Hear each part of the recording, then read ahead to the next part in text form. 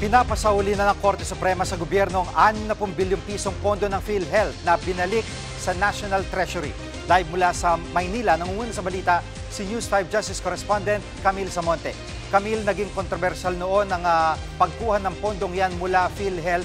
Bakit to pinasauli ngayon ng Korte Suprema?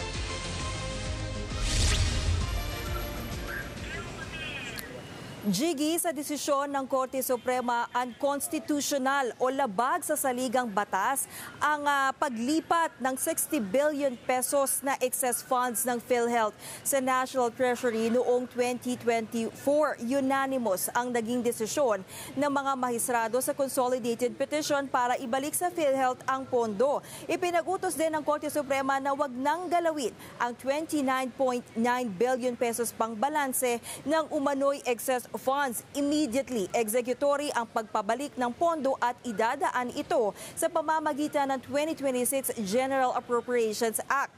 Jiggy, matatandaan na inutos na rin ni Pangulong Bongbong Marcos ang pagpapabalik sa naturang pondo sa PhilHealth. Gayunman, sabi ng Korte Suprema, hindi maituturing na moot and academic yung kanilang desisyon. Jiggy? At Camille, ano naging ugat ng petisyong ito sa Korte Suprema na nauwi nga sa pagbabalik ng pondo ngayon sa PhilHealth?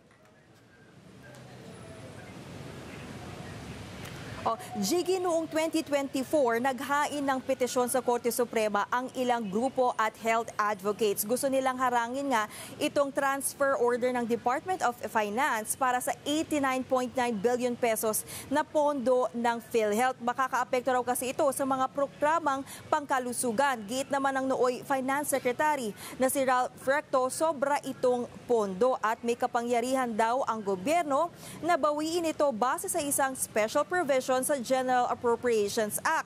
Pero sagot dyan ng Korte Suprema, void ang special provision na yan. Nagkaroon din daw ng grave abuse of discretion sa pagpapatupad nito. Jiggy? At Camila, ano ang reaksyon ng PhilHealth sa desisyong ito ng Korte Suprema?